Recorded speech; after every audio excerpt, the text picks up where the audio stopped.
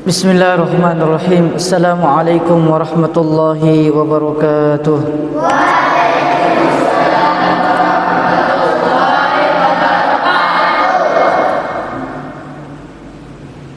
Alhamdulillahirabbil alamin. Wassalatu wassalamu ala Rasulillah. Wassalatu ala Rasulillah wa ala alihi wa ashabihi wa man tabi'ahum bi ihsanin ila yaumiddin. Asyhadu an la ilaha illallah wahdahu la syarika lah wa asyhadu anna Muhammadan abduhu wa rasuluh. Qala Allah jalla wa ala fi kitabihil karim, a'udzu billahi minasy syaithanir rajim. Ya ayyuhalladzina amanu taqullaha haqqa tuqatihi wa la tamutunna illa wa antum muslimun. Ya ayyuhan nasu taqu rabbakumul ladzi khalaqakum min nafsin wahidah wa khalaqa minha zawjaha wa bassa minhuma rijalan katsiran wa nisaa'a wattaqullaha alladzi tasaaluna bihi wal arham innallaha kana 'alaikum raqiba. Ya ayyuhalladzina amanu taqullaha wa qulu qawlan sadida yuslih lakum a'malakum wa yaghfir lakum dhunubakum wa may yuti'illaha wa rasulahu faqad faza fawzan 'azima. Fa inna asdaqal hadisi kitabullah wa khairul huda huda nabiyyina Muhammadin sallallahu alaihi wasallam wa syarrul umuri muhdatsatuha fa inna kulla muhdatsatin fid dini bid'ah wa kulla bid'atin dhalalah wa kulla dhalalatin finnar. Ma'asyiral muslimin, jamaah pengajian yang insyaallah dimuliakan oleh Allah Subhanahu wa taala. Pertama dan yang paling utama, marilah kita panjatkan puji syukur kehadirat Allah Subhanahu wa taala atas berbagai nikmatnya, karunia-Nya beserta taufik dan hidayahnya kita bisa dikumpulkan di rumah di antara rumah-rumah Allah Subhanahu wa taala. Ada sebuah pepatah mengatakan, jika pohon-pohonan di dunia ini sebagai pena dan tinta di lautan sana, dan lautan di sana sebagai tintanya untuk menghitung nikmat yang Allah berikan kepada kita, maka niscaya kita tidak akan bisa menghitungnya. Sebagaimana firman Allah Subhanahu wa taala, wa in ta'uddu ni'matallahi la tuhsuha. Dan jika kalian menghitung nikmatku, kata Allah Subhanahu wa taala, niscaya kalian tidak akan bisa menghitungnya. Apabila kita hitung demi satu, dari nikmat mata, dari nikmat telinga, dari nikmat mendengar, dan banyak kenikmatan-kenikmatan yang lainnya, sungguh sangat luar biasa. Dan sungguh sangat luar biasa Allah Subhanahu wa taala memberikan kenikmatan itu kepada kita. Dan begitu banyak saudara-saudari kita yang mereka mungkin tidak mendapatkan kenikmatan apa yang kita miliki saat ini. Maka sungguh sangat bersyukurlah kita sebagai seorang hamba, sebagai orang yang mendapatkan kenikmatan tersebut. Mari kita bersama-sama untuk mensyukuri, karena orang yang bersyukur, kata Allah Subhanahu wa taala, akan ditambah, dan orang yang kufur terhadap nikmatku, maka azabku sangat pedih. La in syakartum, kata Allah, la azidannakum wa la in kafartum inna adzabi lasyadid. Dan orang yang bersyukur atas nikmatku, kata Allah, maka akan kutambah, dan orang yang kufur terhadap nikmatku, maka azabku sangat pedih. Ma'asyiral muslimin, jamaah pengajian rahimani wa rahimakumullah. Dan perlu kita ketahui, segala nikmat yang Allah berikan kepada kita, sejatinya kita sebagai seorang hamba untuk menjalankan nikmat tersebut dengan sebaik-baik mungkin. Karena Allah Subhanahu wa taala mengatakan, pendengaran kita, penglihatan kita, dan hati kita itu akan ditanya. Kemana kita memandang, kemana kita mendengar, dan kemanapun kita melangkah, semua akan ditanya oleh Allah Subhanahu wa ta'ala. Innas sam'a wal absar wal fuad kullu ulaika annahum mas'ulun. Allah Subhanahu wa ta'ala mengatakan innas sam'a, sesungguhnya pendengaran kalian, wal absar, penglihatan kalian, wal fuad, hati kita, semua akan ditanya oleh Allah Subhanahu wa ta'ala. Jadi apa yang dilarang oleh Rasulullah, apa yang dilarang oleh Allah dan Rasulnya kepada kita masalah penglihatan, mari kita bersama-sama untuk meninggalkannya. Apa yang dilarang oleh Allah dan Rasulnya kepada kita untuk mendengar sesuatu yang dilarang, mari kita bersama-sama untuk meninggalkannya. Karena segala sesuatu yang dilarang oleh Allah dan Rasulnya itu mengakibatkan kepada kita, apabila kita meninggalkannya, insyaallah kita akan mendapatkan pahala dari Allah Subhanahu wa ta'ala. Salawat beriring salam semoga sampai kepada baginda Nabiullah Muhammad sallallahu alaihi wasallam, seorang anak manusia yang diutus oleh Allah Subhanahu wa ta'ala ke muka bumi ini, tidak lain dan tidak bukan hanya untuk membawa ajaran agama syariat Islam dan menjadikan tanah Arab di sana menjadi Islam yang sempurna. Sebelumnya tidak sempurna ketika datangnya Rasulullah sallallahu alaihi wasallam, maka Allah Subhanahu wa taala mengatakan, "Al-yauma akmaltu lakum dinakum wa atmamtu alaikum wa raditu lakumul Islam din." Telah kusempurnakan, kata Allah, agamamu wahai Muhammad. Jadi Islam itu bukan dibawa oleh orang Arab, akan tetapi Islam itu datang dari Allah Subhanahu wa taala dan diberikan kepada Rasulullah sallallahu alaihi wasallam dan disampaikan kepada kita seluruh umatnya. Contohnya berpakaian syar'i, contohnya bagi para wanita memakai kerudung, itu bukan tradisi orang Arab, akan tetapi itu adalah perintah dari Allah Subhanahu wa taala kepada kita sebagai hambanya. Ma'asyiral muslimin, jamaah pengajian rahimani wa rahimakumullah. Sebelumnya, pekan yang lalu kita membahas tentang bagaimana cara menjaga kesehatan hati. Maka di sini seorang alim mengatakan bahwasanya untuk menjaga kesehatan hati kita, yakni dengan cara menuntut ilmu agama. Karena ilmu agama adalah salah satu yang diperintahkan oleh Allah Subhanahu wa taala kepada kita. Talabul ilm fardhatun ala kulli muslimin wa muslimatin. Dan sungguh kami wajibkan kepada kalian untuk menuntut ilmu. Dan kemudian Rasulullah sallallahu alaihi wasallam mengatakan, "Man salaka tariqan yaltamisu fihi ilman sahalallahu lahu bihi tariqan ilal jannah." Barang siapa yang menempuh suatu jalan dengan menuntut ilmu agama, kata Rasulullah sallallahu alaihi wasallam, maka mudah baginya untuk memasuki surgaku. Surgaku kata Allah Subhanahu wa taala. Karena dengan menuntut ilmu kita bisa mengetahui siapa yang harus kita sembah. Karena dengan menuntut ilmu kita mengetahui pahala-pahala, mana pahala yang besar. Karena dengan menuntut ilmu mana dosa kecil, mana dosa besar. Karena dengan menuntut ilmu kita mengetahui siapa yang harus kita ikuti. Nah, makanya dengan menuntut ilmu mudah bagi kita untuk memasuki surganya Allah Subhanahu wa taala. Allah Subhanahu wa taala tidak mengatakan seorang nabi yang takut kepadaku, tidak. Akan tetapi Allah Subhanahu wa taala mengatakan yang takut kepadaku adalah orang yang berilmu. Jadi orang yang berilmu ini dijamin oleh Allah Subhanahu wa taala mudah baginya untuk memasuki surganya Allah Subhanahu wa taala. Kemudian untuk menjaga kesehatan hati, yaitu mengingat kematian. Dengan mengingat kematian, insyaallah hati kita akan selalu terjaga. Jadi kata para ulama bahwasanya orang yang selalu mengingat kematian maka akan diikuti 3 hal.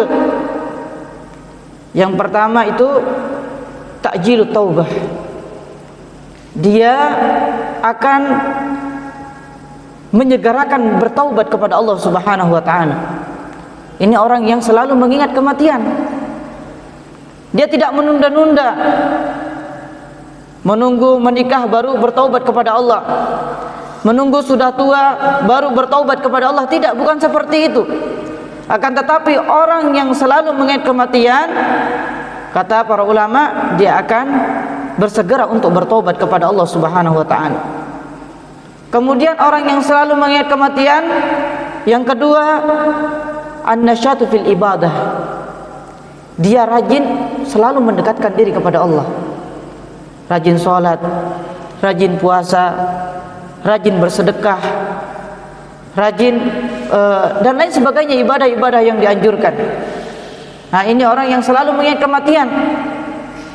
Dia rajin beribadah kepada Allah Subhanahu wa taala, baik sunnah-sunnah yang diperintahkan oleh Rasulullah sallallahu alaihi wasallam dia kerjakan. Ini orang-orang yang selalu mengingat kematian, dia akan selalu bersemangat untuk mendekatkan diri kepada Allah Subhanahu wa taala.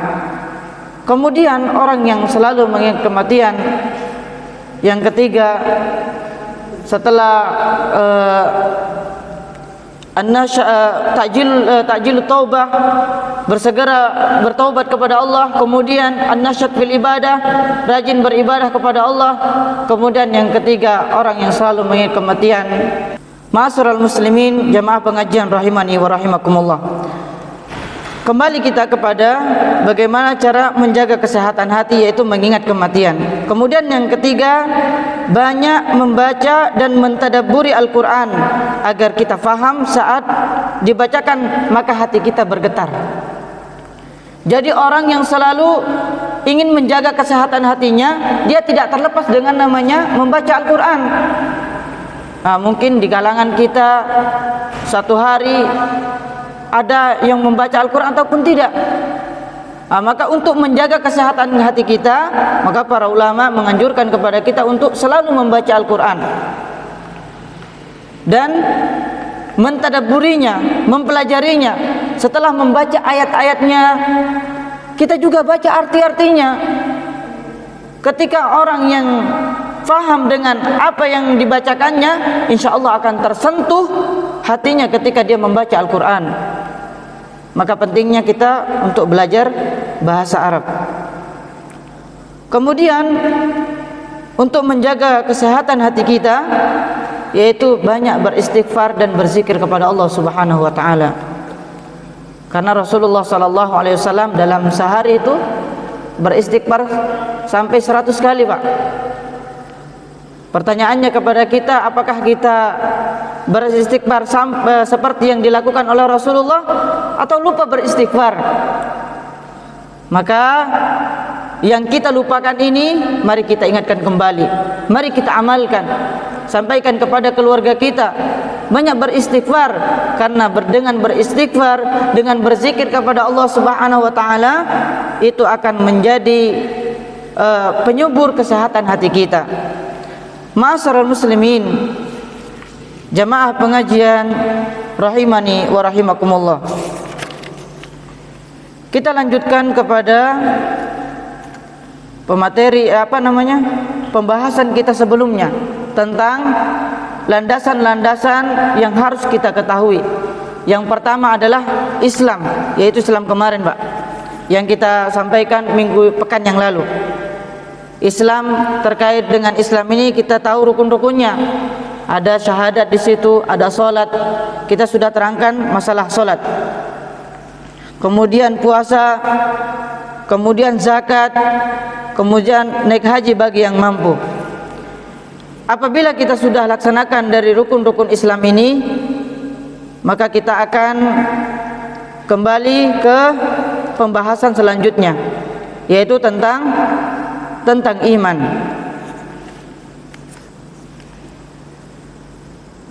Iman di sini memiliki 73 cabang.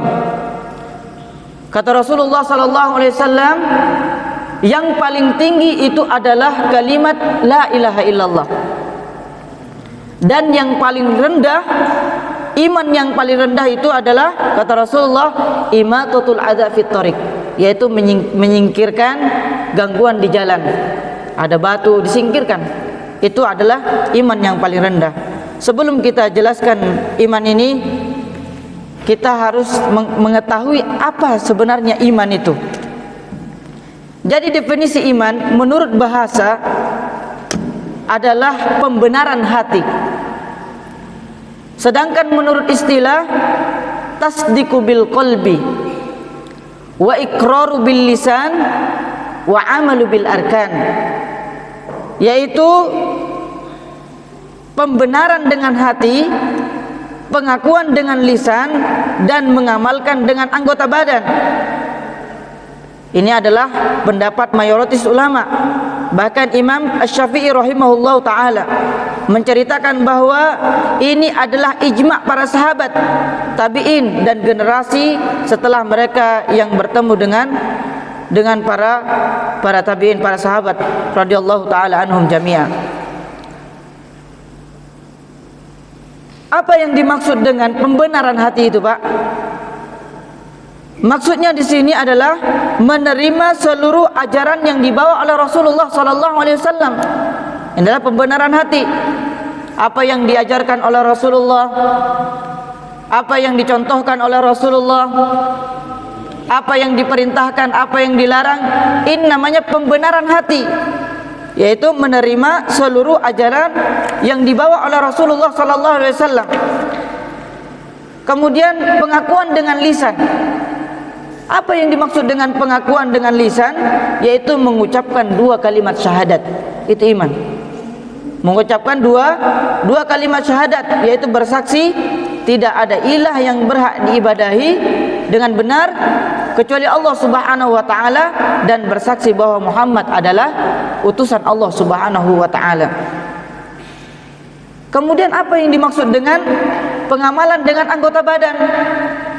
Artinya hati mengamalkan dengan keyakinan dan anggota badan mengamalkan dengan melaksanakan ibadah-ibadah. Ini iman secara istilah. Jadi yang dimaksud dengan pengamalan dengan anggota badan yaitu kita melaksanakan sholat, melaksanakan puasa. Ini mengamalkan dengan anggota badan kita yang melaksanakannya. Ini yang dimaksud dengan tasdiqu bil qalbi wa iqraru bil lisan wa amalu bil arkan. Kaum salaf memasukkan amalan dalam kategori iman, karena iman dapat bertambah dan dapat berkurang. Sebagaimana kata Rasulullah sallallahu alaihi wasallam, iman itu, Pak, kapan dia bertambah? Maka kata Rasulullah sallallahu alaihi wasallam, iman itu bertambah ketika yazidu bit ta'ah. Al-iman yazidu bit ta'ah. Iman itu bertambah ketika kita banyak ketaatan kepada Allah Subhanahu wa taala. Kemudian kapan iman itu turun? Maka kata Rasulullah sallallahu alaihi wasallam, al-iman turun itu yang kusubil ma'asi atau bil maksiat. Iman itu turun ketika seorang hamba melakukan kemaksiatan. Makanya kata Rasulullah, al-imanu yazidu wa yanqus. Iman itu kadang naik, kadang turun. Iman itu kadang naik, kadang turun. Jadi kita tahu kapan iman kita naik dan kapan iman kita turun. Kita sudah tahu jawabannya. Ketika iman kita naik berarti kita sudah banyak mendekatkan diri kepada Allah Subhanahu wa taala. Kapan iman kita turun? Ya ketika kita melakukan kemaksiatan. Maka jangan sampai mencari orang menilai kita, apakah iman saya naik sudah atau iman saya turun. Maka kalau kita ingin melihat diri kita, maka lihatlah dari apa yang kita lakukan. Apakah selama ini saya rajin beribadah? Apakah selama ini saya rajin berbuat maksiat? Maka kita melihat dari situ. Kalau ingin melihat keimanan kita tinggi, maka lihatlah dari ibadah-ibadah yang kita lakukan. Ma'asyiral muslimin, jamaah pengajian rahimani wa rahimakumullah.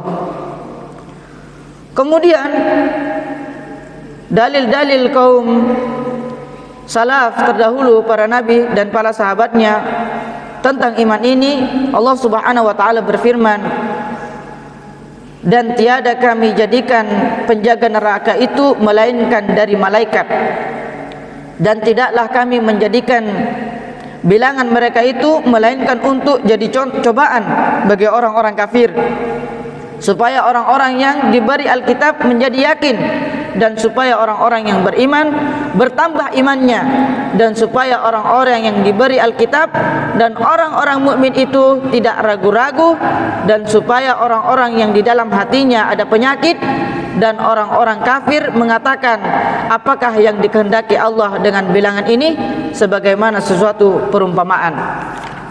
Ini adalah firman-firman atau dalil-dalil yang dibawakan oleh para sahabat Nabi SAW.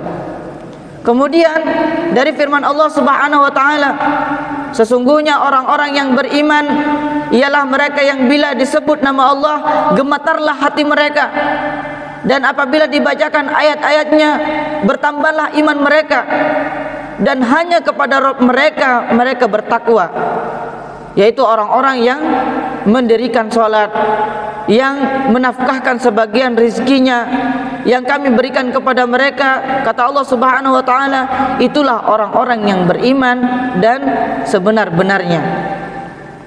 Kemudian hadis yang lain dari Rasulullah sallallahu alaihi wasallam, hadis yang diriwayatkan oleh Muslim dengan sanadnya dari Abu Sa'id Al-Khudri, ia berkata, aku pernah mendengar Rasulullah sallallahu alaihi wasallam, barang siapa di antara kalian melihat kemungkaran, hendaklah ia berusaha mengubahnya dengan tangannya, bila tidak mampu maka dengan lisannya, bila tidak mampu maka dengan hatinya, dan itu adalah tanda iman yang paling lemah. Jadi ketika kita melihat sebuah kemungkaran, Rasulullah SAW memerintahkan kepada kita, falyughayyir biyadih, maka rubahlah dengan tangan kalian. Makanya ada sebuah cerita itu, hadis Nabi SAW ketika ada seorang pemabuk itu masuk masjid, maka kata Rasulullah, idribu, pukul dia dengan tangan. Setelah itu apa yang terjadi? Maka para sahabat memukul orang ini melihat kemungkaran. Tapi ada satu orang yang tidak mukul, dengan lisan dia Pak, dengan cara melaknat. Maka kata Rasulullah, jangan kau memberikan kesempatan kepada syaitan, maka didahulukan dengan tangan. Makanya kata Rasulullah SAW, ketika anak kita enggak sholat, maka pukullah. Pukul bukan berarti tanda marah kita, tapi tanda cinta kepada anak-anak kita. Seperti halnya ketika kita melihat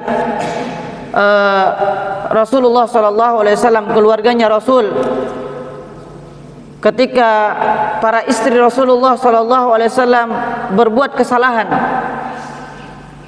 kesalahan kepada Nabiullah Muhammad SAW, maka Rasulullah SAW pada saat itu 1 bulan tidak pernah datang kepada istri-istrinya, maksudnya tidak pernah mengumpuli istrinya. Nah, jadi Rasulullah SAW ketika marah tidak mengumpuli istrinya. Ya mungkin cuma lihat, tanya kabar. Saking bencinya Rasulullah SAW mengenai tentang ibadah-ibadah yang dibuat kesalahan sama istri-istri Rasulullah SAW. Ketika itu, dengan berjalannya waktu, maka dihampiri oleh istrinya yang namanya Aisyah. Maka Rasulullah SAW dilihat dalam keadaan marah. Wajah Rasulullah SAW merah. Maka kata Rasulullah SAW, mendekatlah wahai Aisyah. Ini cerminan budi akhlak-akhlaknya Rasul, perilakunya Rasul kepada istri-istrinya. Bukan langsung mukul Pak. Ketika istri kita bersalah, bukan langsung dengan berkata-kata kotor Pak, atau sampai melaknat dia. Tidak boleh. Seorang suami itu harus mengerti bahwa istrinya tercipta dari mana? Tercipta dari tulang rusuk, harus dijaga. Tidak sampai mengeluarkan kata-kata yang diharamkan oleh Allah dan Rasulnya kepada kita. Sebagai seorang suami harus mengerti hal ini. Jangan sampai berkata kotor, sampai melaknat istrinya, kamu ini dan sebagainya, enggak boleh. Makanya ketika Rasulullah sallallahu alaihi wasallam marah, Rasulullah sallallahu alaihi wasallam tidak memberikan contoh kepada kita untuk memukul istri kita, tidak. Apalagi sampai membanting kaca atau membanting piring. Aduh, nauzubillah. Ini tidak ada contoh dari Rasulullah sallallahu alaihi wasallam. Makanya ketika Rasulullah sallallahu alaihi wasallam marah, Rasulullah sallallahu alaihi wasallam diam. Nah, diam. Tapi dalam keadaan wajah Rasulullah sallallahu alaihi wasallam itu merah, Pak. Merah. Nah, ketika itu dia menjumpai istrinya namanya Aisyah. Dan Aisyah ini takut ketika Rasulullah sallallahu alaihi wasallam marah. Maka kata Rasulullah sallallahu alaihi wasallam dengan spontan langsung mengatakan, "Wahai Humairah." Ini padahal marah ini Rasulullah, tapi yang keluar dari lisan Rasulullah sallallahu alaihi wasallam itu kata-kata yang baik. Kata-kata yang baik, Pak. Yang keluar dari lisan Rasulullah sallallahu alaihi wasallam, "Wahai Humairah." Wahai pipi yang kemerah-merahan. Itu, Pak. Makanya ketika marah ini tidak keluar dari lisan Rasulullah itu kata-kata yang mencela. Kata-kata marah tidak, tapi kata-kata lembut agar dicontoh oleh umatnya. Maka kata Rasulullah sallallahu alaihi wasallam, "Wahai Humairah, mendekatlah kepadaku." Kata Rasulullah sallallahu alaihi wasallam, maka Humairah mendekat dalam keadaan gemetar, takut. Ketika Rasulullah sallallahu alaihi wasallam memanggil Aisyah radhiyallahu taala anha, maka mendekatlah Aisyah. Maka Rasulullah sallallahu alaihi wasallam memegang tangan Aisyah, kemudian memeluknya. Memeluk Aisyah. Apa kata Rasulullah sallallahu alaihi wasallam? "Setelah aku memelukmu wahai istriku, marahku sudah hilang." Makanya untuk untuk menghilangkan amarah kita, nafsu kita, yaitu dengan cara memeluk istri. Banyak-banyak memeluk istri, menciumnya ketika mau berangkat ke masjid, itu tidak apa-apa, tidak membatalkan wudhu kita. Wala kalam wala salam itu bahaya, Pak. Tiba-tiba kemana-kemana berangkat, ini bahaya nih. Masa kita memberikan salam kepada orang lain sementara kepada istri kita tidak salam? Harus berbanyak-banyak mengucapkan salam kepada istri kita. Masuk ke dalam rumah ucapkan salam. Bagaimana tanyakan kabar? Masa kepada orang lain kita tanyakan kabar, sedangkan ke istri dan anak-anaknya kita lupa? Maka itu tidak pernah dicontohkan oleh Rasulullah sallallahu alaihi wasallam. Kemudian selanjutnya dari dalil-dalil yang kita sampaikan, dalil pertama, maka dijelaskan di sini di dalamnya terdapat penetapan bahwa iman kaum mukminin dapat bertambah, dan semua itu karena mereka mengakui kebenaran Nabi, mengakui kebenaran Nabi Muhammad SAW. Mereka meyakini apa yang dikabarkan, yang dibawa oleh Rasulullah SAW. Ini tentang ayat atau hadis pertama.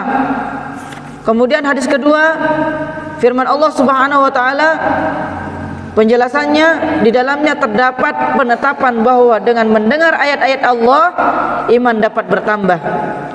Itu bagi mereka yang Allah sifati. Apabila disebut nama Allah maka bergetarlah hati mereka, lalu mereka bersegera menunaikan semua perintah dan menjauhi segala apa yang dilarang oleh Allah Subhanahu wa taala. Mereka bertawakal kepadanya hanya kepada Allah Subhanahu wa taala, tidak berharap kecuali hanya kepada Allah Subhanahu wa taala, tidak meniatkan ibadahnya kecuali hanya kepada Allah Subhanahu wa taala, dan tidak memohon agar kebutuhannya dipenuhi kecuali hanya kepada Allah Subhanahu wa taala. Mereka menunaikan amal soleh yang disyariatkan seperti salat, zakat, puasa. Mereka orang-orang yang benar-benar beriman, kata Allah Subhanahu wa taala. Jadi orang yang seperti ini adalah orang yang menjadikan dirinya meningkatnya keimanan mereka. Jadi orang-orang yang taat kepada Allah berarti disitulah tempat iman dia naik. Sebagaimana sabda Rasulullah sallallahu alaihi wasallam yang saya katakan tadi, bahwa iman itu naik ketika yazidu bitta'ah, karena ketaatan kita. Dan kapan iman itu turun? Ketika kita berbuat maksiat kepada Allah Subhanahu wa taala dan Rasulnya. Dan bentuk maksiat itu, Pak, bukan hanya berzina, tapi banyak macam-macam maksiat. Berbohong itu bentuk kemaksiatan. kemudian berbuat sesuatu yang tidak pantas yang dilakukan oleh seorang mukmin itu, maka itu sebuah kemaksiatan kepada Allah Subhanahu wa taala. Kemudian dari dalil yang ketiga, dalam hadis di atas disebutkan bahwa iman memiliki cabang. Anak cabang dari cabang-cabang itu juga termasuk cabang dari iman. Tentunya dengan perbedaan keutamaan dari masing-masing cabang, maka cabang iman yang paling tinggi yaitu kalimat la ilaha illallah. Dan setelahnya berturut-turut cabang iman yang tingkatan dan keutamaannya di bawahnya hingga cabang yang paling bawah, yaitu menyingkirkan bahaya di tengah jalan. Ini dalil yang keempat, Pak. Dalil yang keempat.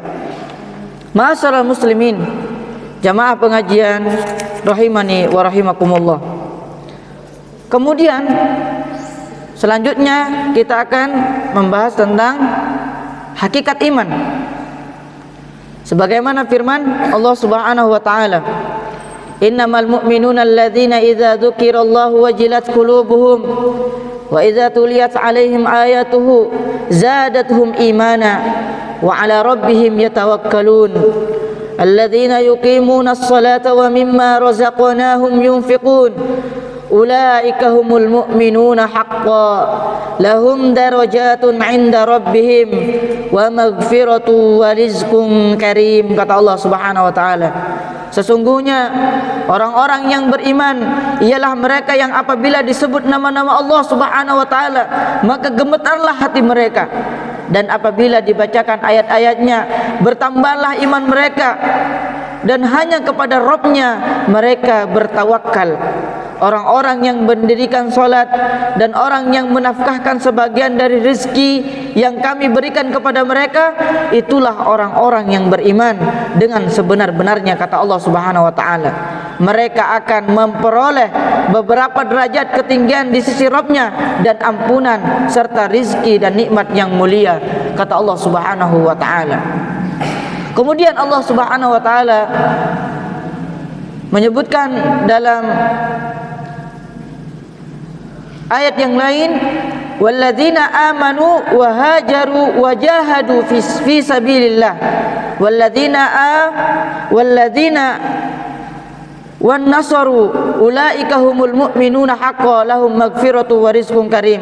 Kata Allah, dan orang-orang yang beriman dan berhijrah serta berjihad di jalan Allah, dan orang-orang yang memberi tempat kediaman dan memberi pertolongan kepada orang-orang muhajirin, mereka itulah orang-orang yang benar-benar beriman.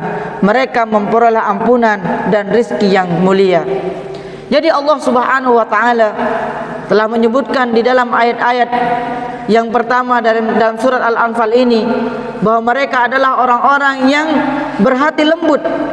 Dia takut hanya kepada Allah Subhanahu wa taala.